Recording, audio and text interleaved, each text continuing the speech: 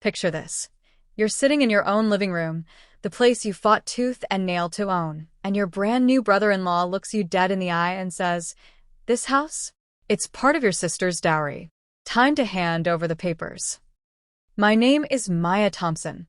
I'm 34, single, and for the first time in my adult life, financially secure. That 3-bedroom house in Bastos, Yaoundé? I bought it 8 years ago. No help from anyone. Every franc came from late nights at the accounting firm, skipped vacations, and the small inheritance my father left before he passed. It's not a mansion. It's not flashy. But it's mine. Completely paid off. My name alone on the title. My sanctuary. 2 weeks earlier, we'd thrown the wedding of the decade for my younger sister Lila. She's 28, beautiful, kind-hearted, maybe a little too trusting. She married Victor Mbala, 32, the man who swept into our lives 18 months ago, promising the world. Big smiles, bigger promises, expensive gifts during courtship. The wedding itself was extravagant. Venue at Hilton, imported champagne, custom beads that cost more than my first car. I quietly covered a few last-minute bills so Lila wouldn't stress. Family helps family, right? Before we continue with this video, please like, subscribe, and turn on the notification bell for updates. That night, the post-wedding thank you dinner was at my place. Tradition. Everyone laughing, music low, plates of ndol, and poulet DG still warm. Then Victor asked to speak to me privately in the corridor. He didn't waste time. "Maya, your mother promised this house would be part of Lila's future. Part of her dowry when she married well. That time is now. Lila deserves security. You're doing well, you can start over. Sign the transfer tomorrow, and we'll handle the rest." I stood there, wine glass frozen halfway to my lips, feeling the floor tilt. My mother? She died 5 years ago. She never said a word about any dowry involving my house. Not once. And Victor knew that. He'd smiled at the funeral, called her mama like he'd known her forever. I opened my mouth to argue, and the doorbell rang. Loud. Insistent. Everyone turned. Victor's smile tightened just a fraction. I opened the door. Standing there in a crisp suit, briefcase in hand, was Mr. Etienne, my bank manager for the last 9 years. The same man who'd congratulated me when I made the final mortgage payment. The same man who'd once told me, "You're one of our best clients, Miss Thompson." He looked past me, straight at Victor, then back at me. "Maya," he said quietly, "we need to talk. Urgently. About your property." Victor stepped forward, voice smooth as oil. "No need to be dramatic, sir. Family business. Whatever it is can wait." Mr. Etienne didn't blink. "I'm afraid it can't." And just like that, the air in my house turned ice cold. What was the bank manager doing at my door on the exact night Victor decided to claim my home? The night started like any other family gathering, laughter echoing off the walls, the smell of grilled fish and plantains filling the air, kids running between legs. I was actually happy. Proud even. My little sister had just married the man of her dreams, and for once, things felt settled. Then Victor opened his mouth. We were in the narrow corridor leading to the guest bathroom when he pulled me aside. His cologne was too strong, his smile too practiced. "Maya," he said, voice low like we were sharing a secret, "your mother and I talked many times before she passed. She wanted Lila taken care of. Properly. This house was always meant to be part of that promise. Part of her dowry. You know how it works in our families when a daughter marries well, the older ones contribute. You've done well for yourself. You don't need all this space.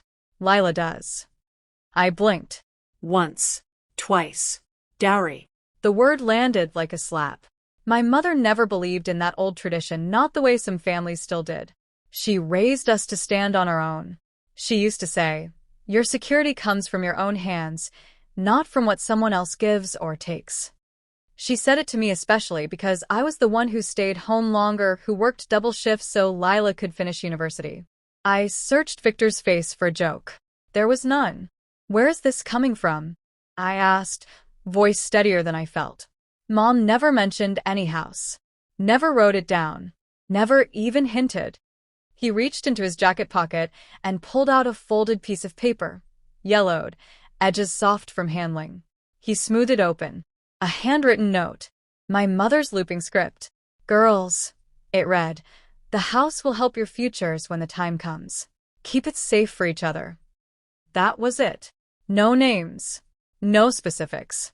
Just one vague line from maybe 15 years ago, when she first bought the place with Dad's insurance money. Victor tapped the paper. See? It's clear. Family understands these things. My chest tightened. That note wasn't a contract. It wasn't even about dowry. It was Mom being sentimental after a cancer scare. Across the room, Lila caught my eye. She looked small suddenly, fingers twisting her new wedding band. She didn't meet my gaze for long. I turned back to Victor. This house is in my name. Paid in full. The bank has the records. You can't just. I can, he cut in, smile never wavering. And I will. Tomorrow we go to the notary. You sign. We register the transfer. Lila gets what she's owed. You get peace of mind knowing you did right by your sister. He stepped closer. Or, we can make this difficult. Lawyers. Family meetings. Everyone talking. You don't want that, do you? My pulse hammered in my ears. Before I could answer, a polite cough came from the living room doorway. Mr. Etienne stood there, briefcase still in hand, expression unreadable. Miss Thompson, he said, loud enough for the whole room to hear. I'm sorry to interrupt, but this really can't wait. Victor's smile finally cracked, just a flicker. Mr. Etienne looked straight at me. The bank has discovered something concerning about your property title. Something that needs your immediate attention, and possibly the police. The room went dead silent. What had the bank found, and why did Victor suddenly look like he wanted to disappear? I thought Victor was just being greedy. I was wrong. Mr. Etienne stepped fully into the room, his polished shoes clicking on my tile floor like a countdown. Every eye followed him. My aunts stopped mid-bite. Even the kids froze. Miss Thompson, he said, voice calm but heavy, 3 years ago someone took out a mortgage on this house. A second loan. 82,000 euros. The documents list you as the sole borrower. The words hit me like cold water. I laughed, actually laughed, because it was ridiculous. That's impossible. I paid this house off 8 years ago. I have the clearance letter framed in my office. Mr. Etienne opened his briefcase and slid a thick folder across the dining table. Photocopies. Signatures. My signature. Except it wasn't mine. The handwriting was close. Too close. But the loops on the Y and Thompson were wrong. The pressure on the pen was heavier. Someone had practiced. Victor leaned back against the wall, arms crossed, that same smug half-smile on his face. Lila's eyes filled with tears. She whispered, Maya, I can explain. My stomach dropped. Mr. Etienne continued. The loan was processed through a side branch. The funds went straight into an account belonging to Victor Mbala's import company. Then to wedding vendors, luxury watches, even a down payment on a new SUV. All in the last 18 months. Victor finally spoke, voice dripping confidence. It's not theft, Maya. It's family investment. Lila needed help to secure our future. You were always the strong one. We just borrowed what was coming to her anyway. Dowry plus a little extra. We were going to pay it back once my business took off. Lila's voice cracked. He said it would be quick. He said you'd never notice. I used your old ID copies from when I helped with your taxes. I thought it was just paperwork. I stared at my sister. The girl I had raised half of after Mom died. The one I paid university fees for. The one whose wedding I quietly funded when her perfect fiancé ran short. My own sister had helped forge my signature. The room felt smaller. My pulse roared in my ears. I could lose everything. The bank could foreclose in 90 days if the loan wasn't cleared. My credit destroyed. My home, my safety net gone. Victor shrugged. Come on, Maya. Don't make this ugly. Sign the transfer tomorrow, and we'll settle the loan together. One happy family. Mr. Etienne closed the folder with a snap. There's more, he said quietly. The forgery was flagged in our audit last week. We've already contacted the authorities. Police are on their way, because this isn't just a family disagreement anymore. This is criminal. Victor's laugh came out nervous now, high-pitched. Mr. Etienne looked straight at me. But first, we need to settle who really owns this house. Because the documents tell a very different story than what your brother-in-law wants you to believe. And in that frozen second, I realized the trap wasn't just closing. It was already locked. In that moment, the air in my living room turned so thick you could have cut it with a knife. Mr. Etienne didn't raise his voice. He didn't need to. He simply opened another envelope and laid 3 new pages on the table. "Miss Thompson," he said, "the signature on the loan is a forgery. We ran it through our forensic department yesterday. The handwriting doesn't match yours at all. But here's what's interesting." He slid 1 page toward Victor. "This one does match. Perfectly. It's your signature, Mr. Mbala, listed as co-applicant and guarantor." Victor's face went the color of old ash. He tried to laugh it off. "That's absurd. I never." "You did." Mr. Etienne cut in calm as steel. "And you used your wife, your brand new wife, to get the ID copies and the bank statements. We have the CCTV from the branch. We have the timestamps. We have Lila's own admission in the recorded call she made to the bank 2 weeks ago when she tried to refinance." Every head in the room turned to Lila. She was shaking, mascara already running. "Victor, you told me it was temporary. You said the business deal would close and we'd pay Maya back before anyone noticed. You said she'd understand because we're family." I felt my knees go weak. My own sister. The girl I carried on my back through university. The girl whose wedding dress I helped pay for when his big deals fell through. Victor stepped forward, voice rising. "This is still a family matter. The dowry note proves." Mr. Etienne shut that down instantly. "The note proves nothing. It's not a legal document. It's not even dated. And the loan was fraudulent from day one. The bank has already reversed every transaction. The $82,000 never legally existed on this property." A collective gasp swept the room. But Mr. Etienne wasn't finished. He looked straight at me, eyes steady. "Miss Thompson, because of your perfect payment history and the fact that we flagged this internally before any default, the bank has voided the entire loan. Your house is clean. No debt. No lien. It's 100% yours again." Victor's mouth opened, but no sound came out. I felt the first tear slip down my cheek. Not from sadness. From pure, burning relief. Then Mr. Etienne dropped the final piece. "And there's something else Victor doesn't know yet." He glanced toward the front door as blue flashing lights painted the curtains. "The police didn't just come for the forgery. They came because we discovered 2 more accounts. Accounts in your name, Maya, that Victor opened 6 months ago using your details.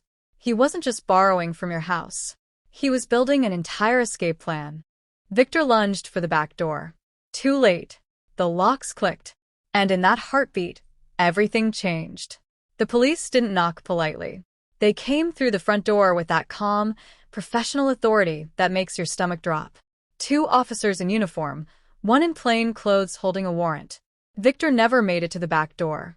They cuffed him right there in my living room, in front of the entire family, while Mr. Etienne quietly explained everything to the lead detective. The full picture finally clicked into place. Victor had been drowning in debt for years. His import business was smoke and mirrors. He targeted Lila because she was close to me, the responsible older sister with a paid-off house and perfect credit. He sweet-talked Mom's old note into a dowry story, then convinced Lila to borrow my documents. The forged mortgage was step 1. The secret accounts in my name were step 2, an escape plan if things went south. He was going to drain them and disappear, leaving me to face the bank alone. But the bank's audit caught the forgery early. Mr. Etienne had been watching my account like a hawk because I'd been a loyal client for 9 years. 1 red flag and they moved fast. The loan was voided that same night. Every franc reversed. My house was clean. The extra accounts were frozen before a single Sadie left them. I stood there watching Victor get led away, and the tears came hot and fast. Not sad tears. Relief so deep it felt like someone had lifted an entire mountain off my chest. Justice. Pure, burning justice. Lila collapsed into my arms, sobbing. "I'm so sorry, Maya. I was stupid. I was scared. I thought love meant trusting him." I held her tight. I was angry, yes, but I also saw the broken girl I'd raised. We would heal. Slowly. The consequences hit hard and fast. Victor was charged with identity theft, forgery, bank fraud, and attempted theft by deception. His business accounts were seized. Within weeks, the court froze everything he owned. The family WhatsApp group exploded, cousins, aunts, uncles all cutting him off. Lila filed for annulment the next morning. She moved back in with me for 6 months while she rebuilt. She got therapy, finished a short accounting course I paid for again, and now works at the same firm as me. We're closer than ever, but with new boundaries. No more blind trust. I sued Victor for emotional distress and legal fees. The settlement came through last month, enough to put a small nest egg in Lila's name and upgrade my security system. He got 3 years. Last I heard, he's serving it in Kandengui, writing desperate letters no one answers. 6 months later, I'm standing in the same living room. The walls are freshly painted. New curtains. A small framed photo of Mom on the shelf, next to the original handwritten note, now in a shadow box with a plaque that reads, "For my daughters. Build your own futures." Lila and I hosted a quiet dinner last weekend. No Victor. No drama. Just family. Real family. I raised my glass and said, "To the house that stayed mine and to the sister who finally learned what family really means." She smiled through happy tears. And for the first time in my life, I felt completely, undeniably free. My home, my peace, my future, all of it mine.